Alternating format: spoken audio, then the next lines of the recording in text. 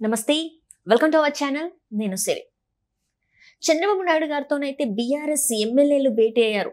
అంటే ఈ భేటీని కేసీఆర్ గారు ఒక రాయబారంగా చేశారా, లేకపోతే తెలుగుదేశం పార్టీని తెలంగాణలో విస్తరించాలని ఈ భేటీయా? సో ఏంటి అసలు అనేది మనకు వివరించడానికి మనతో పాటు ఉన్నారు ప్రముఖ రాజకీయ విశ్లేషకులు అంకమరావు గారు.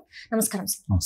సార్, ఇప్పుడు చూస్తుంటే చంద్రబాబు నాయుడు గారితో తెలంగాణ బీఆర్ఎస్ ఎమ్మెల్యేలు భేటీ అయ్యారు. అయితే ఇది కేసీఆర్ గారు చేసిన భేటీ అంటారా, లేకపోతే బాబుతోని ఎమ్మెల్యేలు అంటే ఈ తెలంగాణలో మన తెలుగుదేశం పార్టీని విస్తరణ చేయాలన్నా? ఇక్కడ ఏమనుకున్నారంటే తెలంగాణలో తెలుగుదేశం పార్టీని లేకుండా చేశాడు కేసీఆర్ గారు. ఆంధ్రప్రదేశ్లో జగన్మోహన్ రెడ్డి గారు కూడా అదే పరిస్థితిలో ఉన్నారు. ఇక తెలుగుదేశం పార్టీకి అవకాశం అనేది లేదు. ఆంధ్రప్రదేశ్లో అధికారంలో రాదు, ఇక్కడ పోటీ కూడా లేరు. కాబట్టి ఇక మందే ఏకచక్రాధిపత్యం అని చెప్పని భావించారు. ఇప్పుడు తత్వం బోధపడింది. క్షవరం అయితే కానీ వివరం రాలేదన్నట్టు జరిగిన పొరపాట్లు ఏంటనేది శ్రేణులకు అర్థమైపోయింది. బీఆర్ఎస్ అధినాయకత్వానికి కూడా అర్థమైపోయింది. ఈ పరిస్థితుల్లో ఆ పార్టీలో గౌరవప్రదమైనటువంటి స్థానాలే పొందారు వాళ్ళు. 39 స్థానాలు అనేది మామూలు విషయం కాదు, బలమైన ప్రతిపక్షం. అయినా సరే మరి కేసీఆర్ గారు 10 సంవత్సరాలు నుంచి పక్క పార్టీ నుంచి తను తీసుకున్నాడు తప్ప తన నుంచి బయటికి వెళ్ళినాడు లేరు. ఏదో ఒకటే అరా తప్ప శాసనసభ్యుల్ని ఘోరాతి ఘోరంగా ఆయన దగ్గరకు వచ్చేసారు ఆ రోజుల్లో. మరి ఈరోజు అంత చాణక్యం చూపినటువంటి బీఆర్ఎస్ అధినేతకి ఈరోజు ఇలాంటి గడ్డు పరిస్థితులు ఎందుకు ఎదురొచ్చాయని చెప్పని ఒకసారి ఆలోచించుకుంటా ఉంటే ఆయన చేసిన నిర్వాహకమే తప్ప వేరే వాళ్ళదేమీ కాదనేది స్పష్టం. అంటే ఇది నా బలం, నా వెంటే తెలంగాణ సమాజం ఉంది, నేనేం చేసినా సరిపోయిద్ది అనే భావంతో తండ్రి కొడుకులు చేసినటువంటి నిర్వాహకం వల్లే జరుగుతున్నటువంటి పరిణామం. ఇప్పుడు బీఆర్ఎస్ నేతలు చంద్రబాబు నాయుడు గారిని కలిశారు. చంద్రబాబు నాయుడు గారు 4వ ముఖ్యమంత్రిగా ప్రమాణ స్వీకారం చేసిన తర్వాత 25 రోజులకి తొలిసారిగా హైదరాబాద్ రావడం కూడా జరిగింది. జరిగినప్పుడు బీఆర్ఎస్కి ఇప్పుడు ప్రత్యర్థి ముఖ్యమంత్రి రేవంత్ రెడ్డి గారితో కూర్చొని సమావేశం అయిన తర్వాత ఈ బీఆర్ఎస్ ఎమ్మెల్యేలు వచ్చి చంద్రబాబు నాయుడు గారిని కలిశారు. ఈ కలిసిన ఎమ్మెల్యేలు ఎవరు, వీళ్ళ పూర్వాపరాలు ఏంటి ఓసారి కనుక చూసుకుంటా ఉంటే తెలుగుదేశం పార్టీలో బలమైన నాయకులు వీళ్ళు, తెలుగుదేశం పార్టీతో ద్వారా గెలిచినటువంటి శాసనసభ్యులు వీళ్ళు. తర్వాత బీఆర్ఎస్ పార్టీకి ఒకప్పుడు టీఆర్ఎస్కి వెళ్ళారు, ఇప్పుడు బీఆర్ఎస్ పార్టీలో ఉన్నారు. ఇప్పుడు వాళ్ళు వచ్చి ఈయనతో కలవడానికి రాయబారాలు ఏం లేవు. ఇక్కడ చంద్రబాబు నాయుడు గారిని కలిసింది గతంలో వాళ్ళకున్న పరిచయాలను బట్టి. ఇప్పుడు సహజమే కదా, ఇటు నుంచి అటు ఎందుకు వెళ్ళారు అంటే అప్పుడు అధికారంలో ఉంది కదా, ఇప్పుడు అధికారం లేదు కాబట్టి అటు నుంచి రావడానికి కూడా ఆస్కారం ఉంటుంది. గతంలోనే ఈయన దగ్గర పని చేసినాడు కాబట్టి, ఈయనతోటి కలిసి ప్రయాణం చేసిన వాడు కాబట్టి రావడానికి అవకాశం ఉంటుంది. ఇప్పుడు వద్దనుకున్నటువంటి అధికారులను ఇంట్లోకి రానివ్వట్లేదు కదా, ఆఫీస్ పరిసర ప్రాంతాలకు కూడా రానివ్వట్లేదు కదా చంద్రబాబు నాయుడు గారు. మరి ఎలా రాణిస్తున్నారు అంటే వాళ్ళు వస్తే ఆహ్వానించాలనే పరిణామం కనపడతా ఉంది ఇక్కడ. అంటే ఇక్కడ వాళ్ళు ఏ విధంగా అయితే భావించారో తెలంగాణలోనూ ఆంధ్రప్రదేశ్లో తెలుగుదేశం పార్టీ ఇక మనుగడ సాగించలేదు అని ఇప్పుడు ఇక్కడ ఉన్నటువంటి బీఆర్ఎస్ శ్రేణులు కావచ్చు, శాసనసభ్యులు కావచ్చు, లోక్సభ సభ్యులు ఎటు లేరు. మరి రాజ్యసభ సభ్యుడు కేసీరావు గారు సభ్యత్వాన్ని వదులుకొని కాంగ్రెస్ పార్టీలో చేరుతున్నారు. మరి ఈ పరిస్థితుల్లో ఇక్కడ బీఆర్ఎస్ ఇక ఉండదనే అభిప్రాయానికి వీళ్ళు వచ్చి ఉండొచ్చు. మరి వచ్చినప్పుడు వీళ్ళంటి కాంగ్రెస్ పార్టీలోకి వెళ్ళలేరు కొంతమంది. వాళ్ళకి ప్రత్యామ్నాయం ఏం కనపడుతుంది, తెలుగుదేశం పార్టీ. తెలుగుదేశం పార్టీ లేదు కదా అని చెప్పి చాలా మంది భావించవచ్చు. కానీ ఇక్కడ బలమైన తెలుగుదేశం పార్టీ శ్రేణులు ఉన్నారు, ఇప్పటికీ ఉన్నారు. కాబట్టి వీళ్ళు తెలుగుదేశం పార్టీ కలిసి మొగ్గు చూపారనుకోండి, నిస్సందేహంగా వాళ్ళ రాజకీయ భవిష్యత్తు బాగుంటుంది.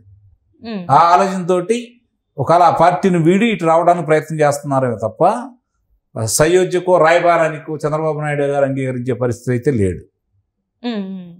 ఎందుకంటే ముఖ్యంగా కేసీఆర్ గారితో ఈరోజు కూడా ఆయన మాట్లాడే విధానాలు చూసుకున్నా కూడా, గతంలో ఆయన మాట్లాడిన విధానం చూసుకున్నా కూడా కేసీఆర్ అనే వ్యక్తితోటి కలిసి రాయబారం నడిపే పరిస్థితిలో చంద్రబాబు నాయుడు గారు లేరు.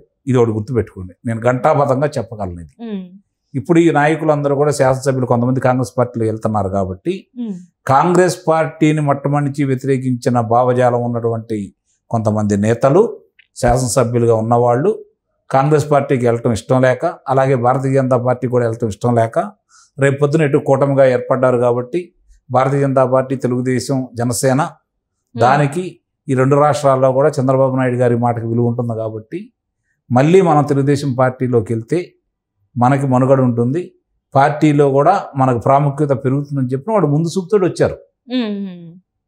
అంటే అంతే కదప్ప రాయబారం కోసం వచ్చి ఉంటారని అయితే నేను అనుకోను. అంటే ఇప్పుడు ఇక్కడ ఒక అంటే 2 రకాలుగా కనిపిస్తుంది. ఎందుకంటే ఇక్కడ అధికారంలో లేదు కాబట్టి వాళ్ళ ఎదుగుదల కోసం ఒకటి, ఇంకొకటి ఏంటంటే ఫస్ట్ నుంచి కూడా అదే పార్టీలో ఉన్నాం కాబట్టి మళ్ళీ అదే పార్టీ అయితే బాగుంటది అని చెప్పేసి ఈ 2 రకాలుగా చూసుకోవచ్చు. మరి ఇప్పుడు వాళ్ళకు సంకేతాలు అందినాయి. నిస్సందేహంగా తెలుగుదేశం పార్టీ ఇక్కడ క్రియాశీలక పాత్ర పోషించబోతుంది. ఇది అనేది వాస్తవం, అందులో సందేహం కూడా ఏం లేదు. శ్రేణులు ఎదురు చూస్తూ ఉన్నాయి, ఆయనకు స్వాగత సత్కారాలు కూడా బాగానే జరుగుతున్నాయి ఇక్కడ. మరి ఈ పరిస్థితుల్లో ముందు వచ్చారనుకోండి, నాయకత్వం వాళ్ళ చేతుల్లో కూడా ఉంటుంది కదా, ప్రజలు కూడా ఆమోదిస్తారు కదా, శ్రేణులు కూడా ఆమోదిస్తారు కదా, వాళ్ళకి సముచితమైన గౌరవం దొరుకుతుంది కదా. ఆ భావంతో వచ్చారని ఎందుకు భావించకూడదు?